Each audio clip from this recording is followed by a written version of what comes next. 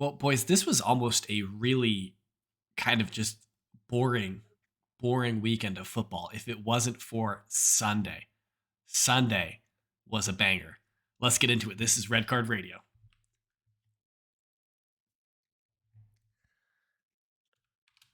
Good morning, good evening, good afternoon. Whenever you're listening from, thanks for tuning in. Red Card Radio is a weekly look at the Premier League from three friends this week who support different clubs.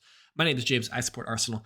That's Brad. He supports Charlotte FC, it looks like. And that's Sean down below. He supports Tottenham Hotspurs. Gentlemen, hello. Good morning, good evening. What's going on? Surviving, Having surviving Midtown clubs. Vibing. Well, um, if before we dig too deep, this is our review episode for match week 20. So we're gonna look at all the games that took place last weekend in the Premier League. Before we get too deep into that, though, if you're new here, if you're just stumbling across us, we would love it if you hit that subscribe button, ring the sub notification bell, do all those things that the YouTubers ask people to do. If you're on one of our podcast sites, hit us with a follow. Rate it 5 stars if your platform allows you to do so, and drop a comment on our YouTube, share it with a friend, join our Discord, all those things. We like to chat with people. We get into your comments, things like that. So, yeah, if you could do all those things, we would really appreciate it. All right. So what we've got tonight, we're going to touch on one comment from Tamzid, and then of course we'll look at the table and then go through some of the results from the weekend. So we were having a conversation last weekend with Joel. Again, thank you, Joel, for joining us last week. If you haven't seen those episodes with Joel, you should check them out. Especially check out the news one because there was a fun trivia game in there from last week that you could play for yourself. But we were having a conversation about referee explanations and like VAR situations and why don't refs have to like come out after the fact and answer questions to the press and things like that. And Tanzita is saying that apparently we should be getting some ref explanations at the Club World Cup. And then I also think I saw a news report the other day talking about how they might trial piping in the audio conversation between the VAR ref and the match official on the field, on like the head official, and like piping that through the stadium. Um, that would incite riots. That would either, yeah, that might. I don't know if that's the best solution for this, and like, but hey, any communication is good communication at this point. I mean, the thing is, the referees would know it's being broadcast. Like, it's not like you would be surprising them. So, like, if they say some dumb stuff, they say some dumb stuff, and that's on them. But and then on top of that, if they like make stupid like applications of the rules, then we would also see that, and we should want to know when they're just being bird brained, right? Yeah, yeah. I don't know. It could be interesting. So, I mean, I don't know how it would work to like pipe it through the stadium. That would be weird if like that would I just be mean, that would be weird. I don't know. I don't. I mean, Maybe if the like refs, like in the NFL, the refs are mic'd up and they can turn on their mic and it's broadcast through the whole stadium. yes, but could you imagine having a conversation with someone who you can't see, and then like they're talking to you, and the sound is booming through the stadium, and then you're talking to them, and then your sound is also booming behind it in the stadium. It could be pretty confusing. They'd have to go to like some sound canceling headphones and a headset when So- they're over at the monitor. Which I think they have anyways. No. Every- Have you ever watched a ref go to the board? They just walk over and they talk on their microphone that they already have. You're right. My bad. You're right. My bad. I didn't take a close enough look. I knew they had something in their ear. I know. That's what it was. You're right. But they always have that because they're always in communication with each other. The linesmen's and the fourth official and the head referee. And then the VAR is also able to pipe in and be like, hey, George, I think you should go look at that. But hopefully more communication is better. We would love to see it. So let's get into results from last week. We'll quickly pull up the league table here, just so everyone can see it. In first position still is Arsenal. They have played 19 games, so they're officially halfway through the Premier League campaign, and they have scored 50 points. They've amassed 50 points. They've only dropped 7 points. That's a lot. That's a big total. Manchester City are in what? So statistically not possible to get to your 114 Yeah. point estimation last season. Correct. So by my Yeah. math, you can only get 57 points Yes. from here. Legally, you're correct. Yeah. That's true. If we, put it in the equation, that's true. Second place is still City. They are 5 points back, though have played one extra game. Newcastle are in third, having a superior goal difference to Manchester United, who are in fourth. Both those teams are on 39 points, 6 points behind City. In fifth place, up to fifth place, is Tottenham. I should say still in fifth place. They're on 36 points, so only 3 points behind third, though they have played an extra game than both third and fourth. In sixth, We're in the future. true, yeah, I like to say Spurs. we're in the future. I like that. That's good.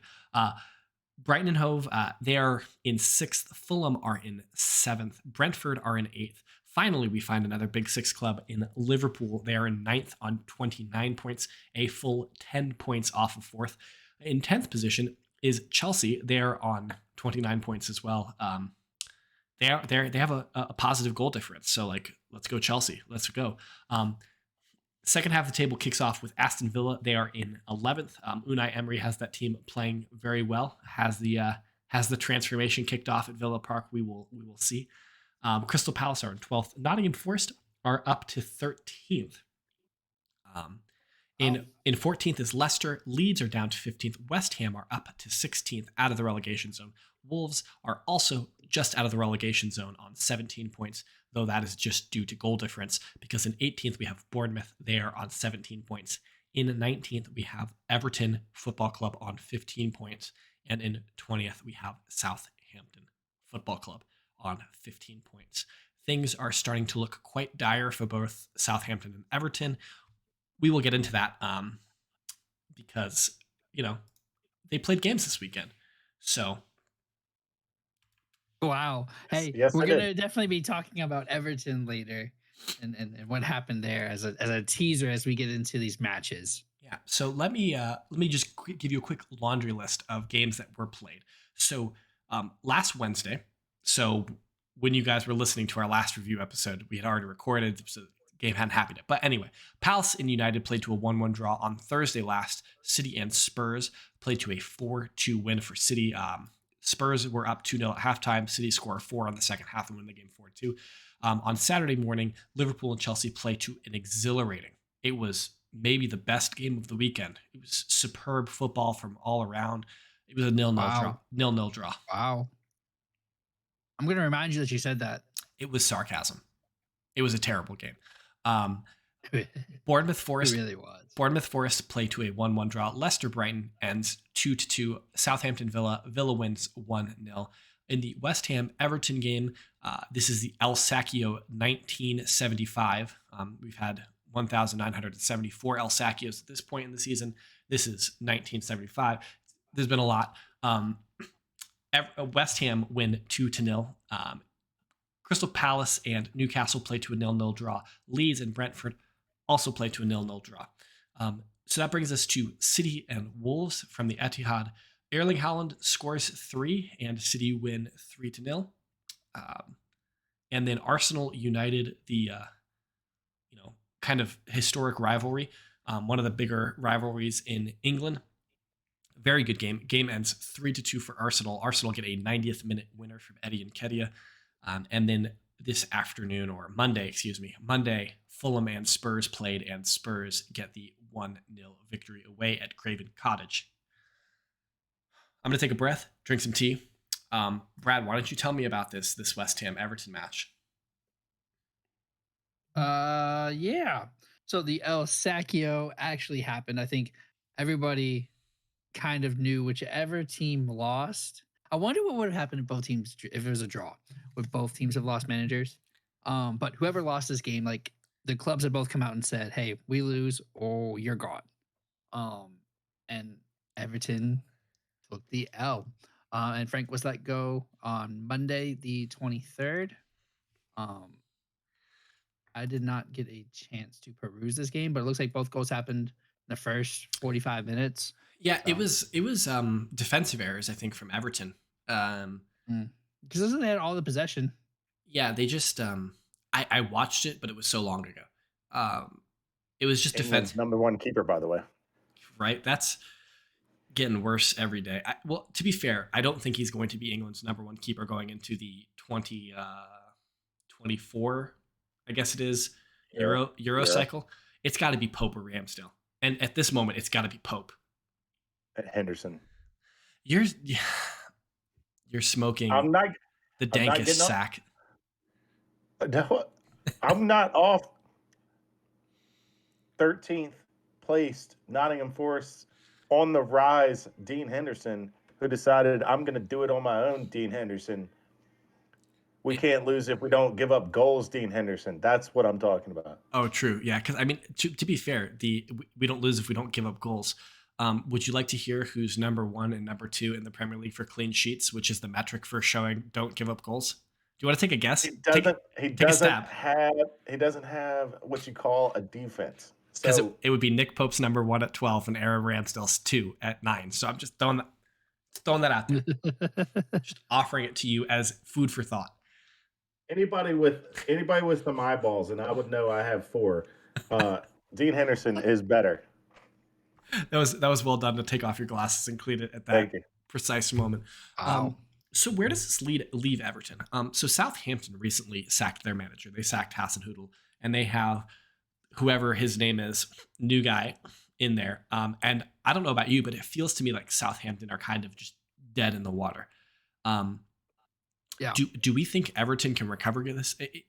All accounts. So the reports are Bielsa is an option and Sean Dyche is an option for them. Those are the 2 managers that they are actively recruiting. One of those 2. It sounds like Bielsa is their main choice. Bielsa seems interesting, but I don't know if like how much Bielsa changes things right away. Yeah. That makes sense. Like Bielsa takes like it doesn't not necessarily time, but Bielsa, your squad has to put in work for Bielsa's plans to work. Yeah. So like if you think you can stay up, then you take Sean Dyche, I think. It's interesting with Sean Dyche because I think he's pretty well regarded in the England space. Yeah. So I don't know. It'll be interesting to see who they ultimately land on. It's not surprising that they sacked Frank Lampard. But like they were not good. Also, he saved them last year, and then this year he had like £2 million to work with in some shady things. Sold Richarlison. Like it wasn't exactly the best bed to be laid. And now, did Frank deserve to be fired? Probably. It's a result-oriented business. He wasn't getting the results. Correct. I'm not arguing that, but like, I don't know if we can write off Frank as a manager yet. I don't know if he's Premier League ready per se, but I don't think we write him off just yet as a failed manager. Probably not. I think he should take the rest of the year and do punditry with Steven Gerrard, and like they should just do punditry together. They could be Gary Neville and Jamie Carragher, except 15 years younger. Actually, I don't think they're that much younger than Carragher and Neville, but you know, I don't think he gets another Premier League opportunity in the next 2 years.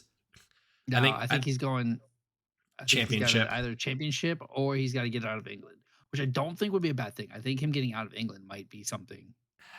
I don't know. I don't know if he wants to. He never played abroad. Like that's the thing. Like if you have English players who've played abroad, I could understand. When did he play abroad? He did play abroad. Are you talking about MLS or New York City FC? Okay, let's talk about City Wolves. This, if I'm not mistaken, this game was 0-0 at halftime, and then Erling Haaland just does non-human things and scores goals like he is programmed to do. And one was a penalty. Yeah, true. Yeah, that's a fair point. And one was right before halftime. Oh, it was right before halftime. 40 minutes, 50 minutes, 54 minutes. So that's like, right. That's right. We'll say in 15 minutes of footy, he's gets a hat trick. Yeah, I think we could spend this time talking about City and about like how good they are. But I think it's more interesting to talk about the Golden Boot and the implications of this. So at the end of this match, Erling Haaland's on what, 23 goals? Is that what he's at? 25. Okay. I'm glad I have you guys here. Halfway to 50. I don't fact check anything apparently. So he's on 25 goals. which is an absolutely absurd tally through 20 games. In context, I think the next closest is at 18. Is that correct? 16. 16. Man. Harry Kane has 16 goals through 21 games, which in normal standards would be a very impressive mark. Yeah, like if we were looking at the Golden Boot and Holland wasn't existing. If you just covered up Holland's name and look at the Golden Boot, you'd think, wow, this is pretty impressive. Because Tony's right behind him. And you 13. You would look at Harry Kane and be like, he's got historic milestones that he's coming up against. So like he's doing exciting things and we should be celebrating him. But then there's this Martian Neanderthal, whoever he is, android out here running around scoring goals. He's the Boston Dynamics robot. That's who he is. Are we not sure that this is a real life version of Brendan Fraser and Encino Man? Where, for listeners who haven't seen that, where basically, is it Sean Astin? Sean Astin, I believe, uncovers a thawed Neanderthal and decides to, this is an early 90s movie, a thawed Neanderthal, and decides to take him to school and clean him up and teach him about the world. That is Erling Haaland. He is a thawed Neanderthal. Yeah, he's just, I don't know what it is, man. They should have sent him to the World Cup and let him play for all the different teams. Like he should have been like, everyone should have gotten half an hour with Erling Haaland. No, I would have been all for Erling Haaland is Qatari. And he just plays for Qatar. I would have been all for that. Interesting. I'm not sure even Haaland would have saved Qatar. I don't know. I don't know. He might have. They might have made it out of the group. They would have scored goals. Would they? They probably just wouldn't have stopped any. I don't know. Haaland requires good players around him. Like he's not like he's does just. He? Yes, he does. Because he scored goals at Molde and Salzburg. Like yes. Salzburg have good players, but think about the number of touches he has in a game. He'll score like 3 goals, and if you go down and look at how many touches, if he had, I bet he had less than 15 touches in the Wolves game. So that doesn't mean he's getting the ball and dribbling past people. It means he's receiving good passes and scoring them. Right, but that's at City, and I mean, you might make an argument at Dortmund that he had good players around him. Like you can, that's a good argument. I would make that argument. But he did it at Salzburg. He did it at Molde. Like everywhere he's gone, he's scored goals. Brad, I don't mean this as a shot, but you watched 0 games of Erling Haaland at Salzburg or Molde. So like we don't know if like he was just receiving good service there either. I don't know. I feel like if he was a Messi archetype where like he gets the ball and he dribbles past people and he scores and he creates his own opportunities, then we would see that manifest at City. It never happens. I also don't think City also don't require him to do that. City can play with 10 men and be better than, and that's why he's scoring 23 goals. 17 teams. That's why he's scoring 23 goals, because he is 25. How many goals? That's why he's scoring 6,700 goals, is because he doesn't need to be involved in that, and like he can just focus on his craft, which is putting the ball in the back of the net. So I don't know. It's just it's an interesting world that we live in, that like I haven't heard a single peep about Harry Kane. And like normally the English media loves to talk about Harry Kane. Yeah, he's now what? He just now is joint top goal scorer for Tottenham. Yeah. They love to bash Harry Kane. I don't know about that, man. I don't know about that. There's a lot of Harry Kane hate out there. No trophies. I mean, that's not facts. bashing. That's not hate. Facts. Straight facts. They just went to his Wikipedia page and went to the honors category, and they were looking, and there was no honors category, so they didn't.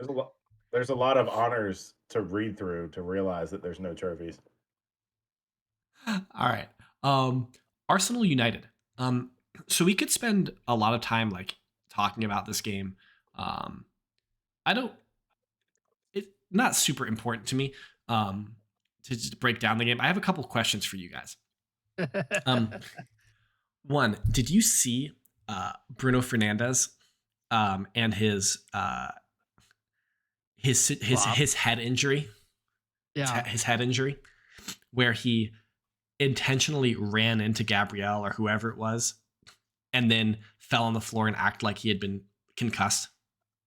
Yeah. Wait. Yes, but um, was that worse than De Gea's like arm slap? Instead of throwing the ball for a goal, he just decided to fall down. Okay, so the De Gea one is humorous because it's a goalkeeper doing it. But this is my question for you about the Bruno Fernandes one. He fakes a head injury, and play has to stop. Arsenal are attacking. They're in a good rhythm. They're like pressing to win the game to score a goal, and Bruno fakes this injury, fakes a head injury, which he knows the ref has to stop the game for. And it's obvious that there is no head injury. You look at it on replay. You look at him being up, a minute later, running around, sprinting, being perfectly fine. That there's no head injury. Would you guys like to see the Premier League go back and summon him to like a tribunal to be like, hey, you need to explain your actions here? Because are you guys at all worried about players understanding now that the referees have to stop the game for head injuries and then using it to their advantage? I mean, will it happen? Probably. But go ahead, you first, Sean. No, I'm not worried about that. I would like to see that happen, but the fact is, players will just find a way. Players and coaches will just find a way to stop the play anyway.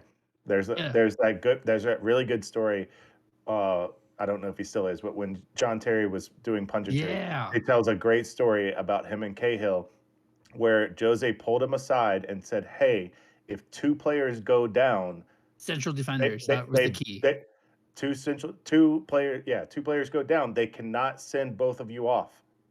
Like they can't send one player off and then start play and then come back and then like two players can't be sent off for injury. So if one of you goes down, the other one needs to go down." And and John Terry just said, "Fuck, I didn't even know that was a rule." like Well, neither that's so did the like ref, and they had to explain it to the refs.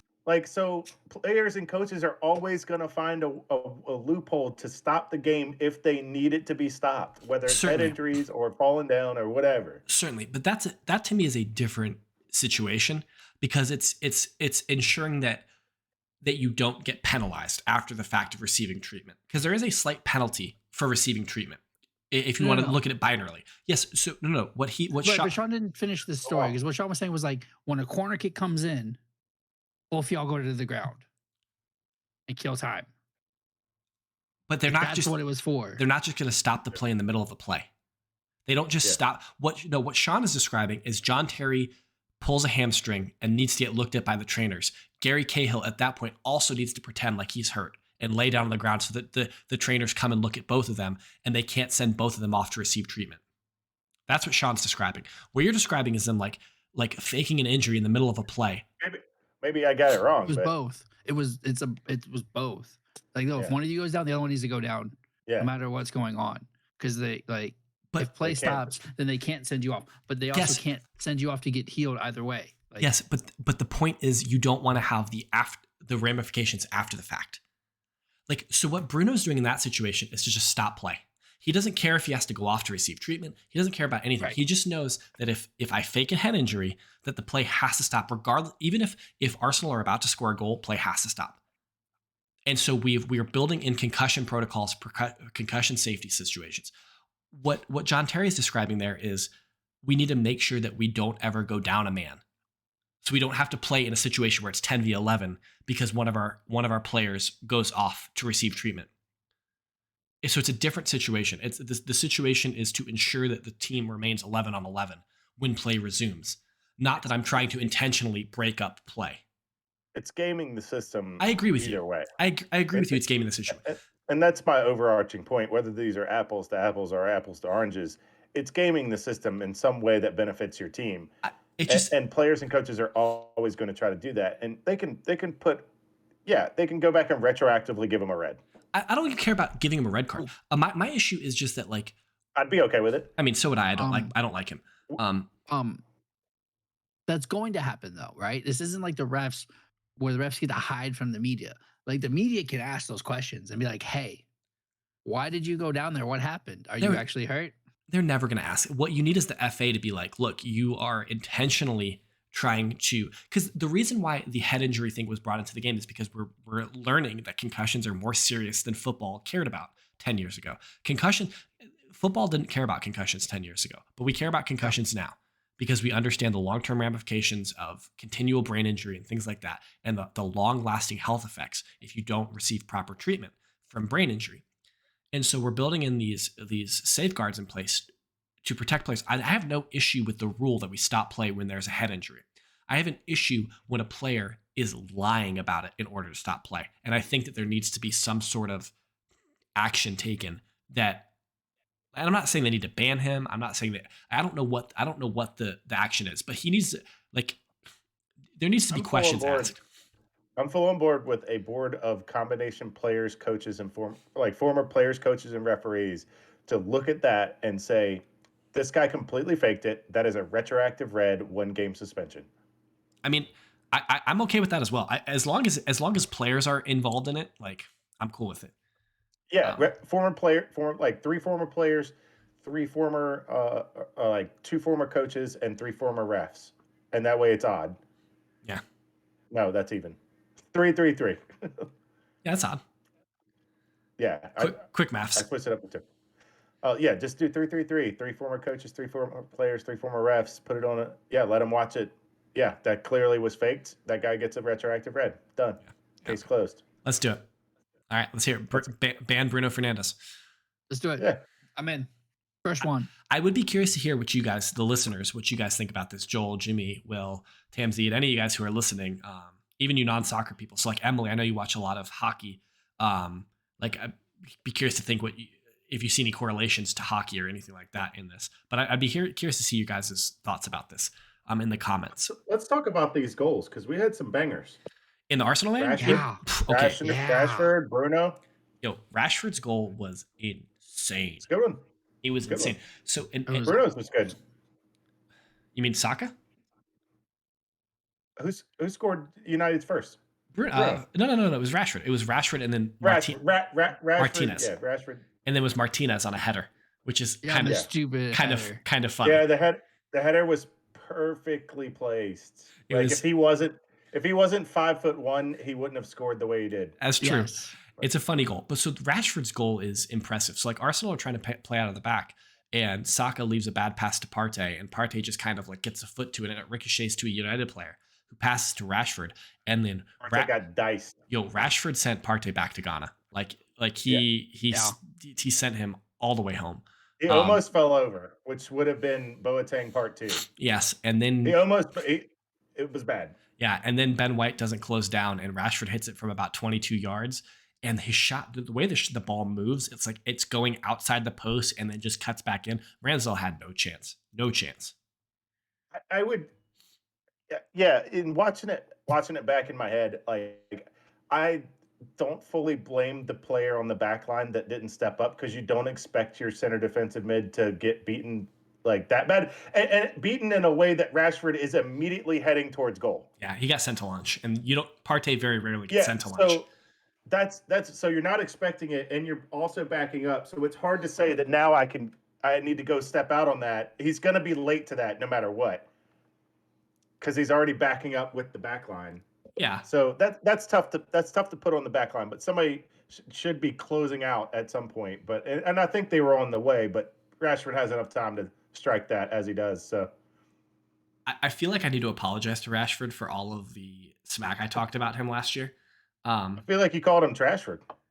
Marcus Rashford, I need to apologize to you. No, you didn't call him Trashford. I didn't call him Trashford. I didn't do that, but like I thought he was washed. And maybe this was just the Ronaldo effect on United, but I thought that he was washed and that he was no good. But the man is, and it was funny because he was getting linked to Arsenal last year. And like, it was like, oh, are Arsenal going to sign Marcus Rashford? And I was like, oh, please don't sign this guy. Please don't sign this guy. I mean, you put him in our system, I think he scores a lot of goals. The other goal that you're talking about that you want to talk about is Saka's goal. Bukayo Saka's goal.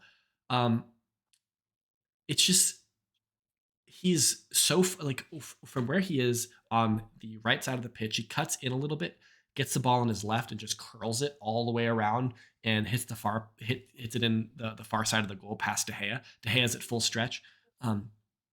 It kind of seems I, like a shot from that distance at that speed because it wasn't a particularly strong shot. It almost feels like that shot should have no right going in the goal.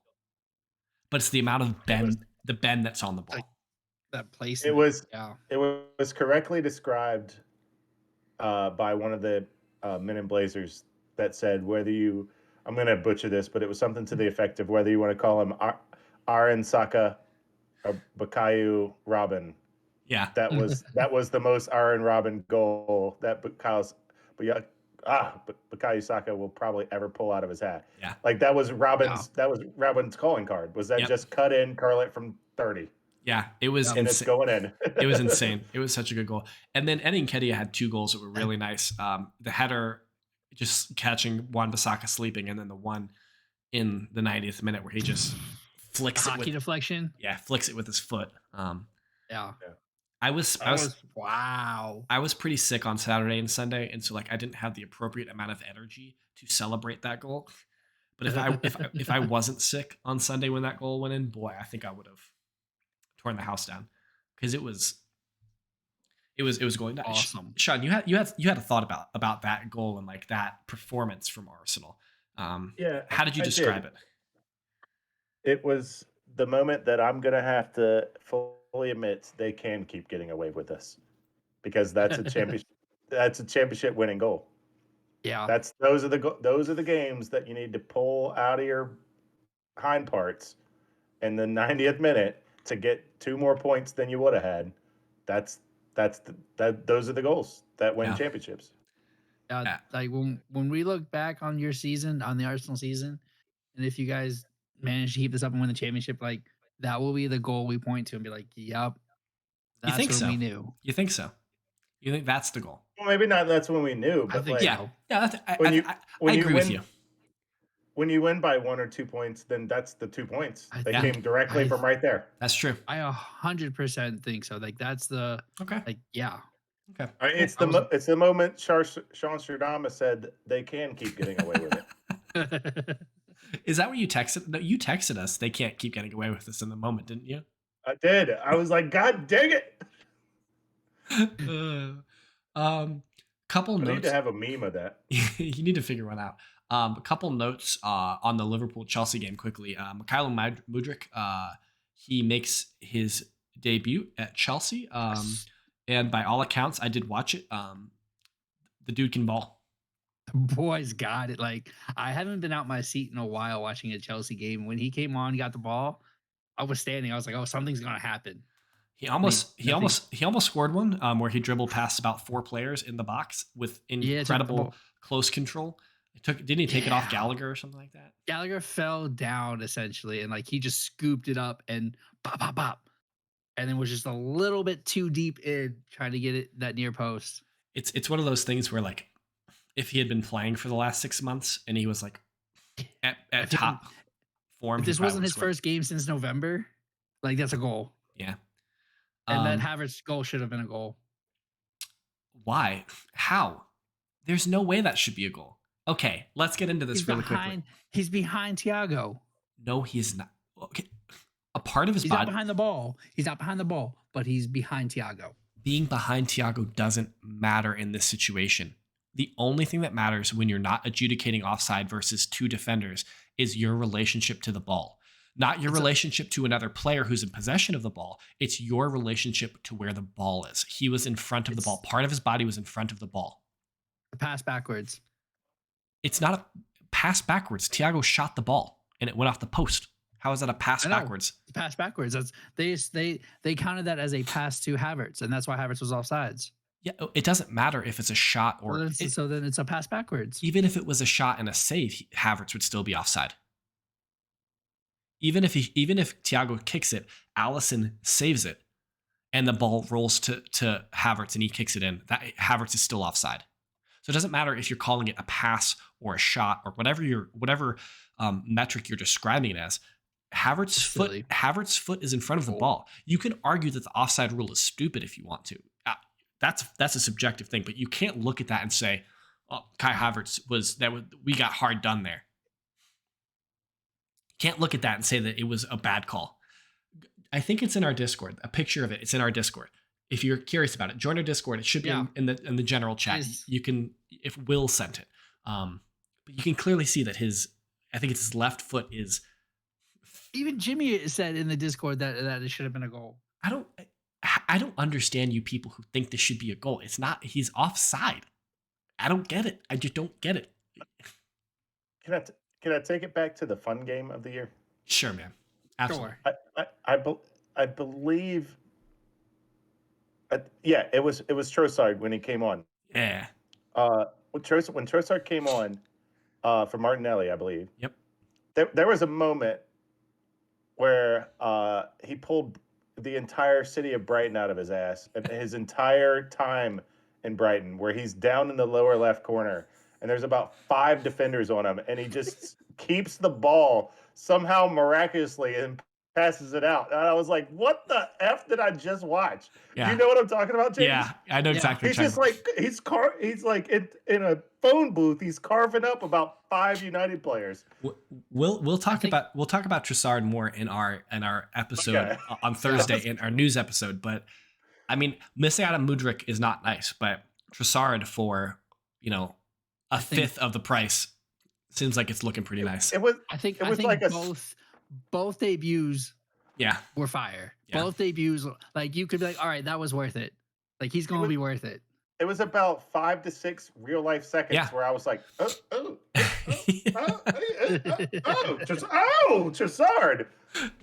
That's good. That's a good place to end it. So if you're still listening, hit that subscribe button, ring the sub notification bell, drop a comment down below. Join our Discord if you want to see that picture from Kai Havertz obviously being offside. If you're on our podcast site, hit it with a follow. Leave that 5-star review if you can. And until next week, hit us up on Twitter. That's at KSBradG. Down below, that's at Whiteheart_Sean. I am at James Tiffany. Collectively, we are all at redcard_radio. And check back later this week. We got news episode coming out tomorrow. And then on Friday, we're previewing the Cup, the FA Cup, baby. Let's get it. Until then, have a good one. Good night.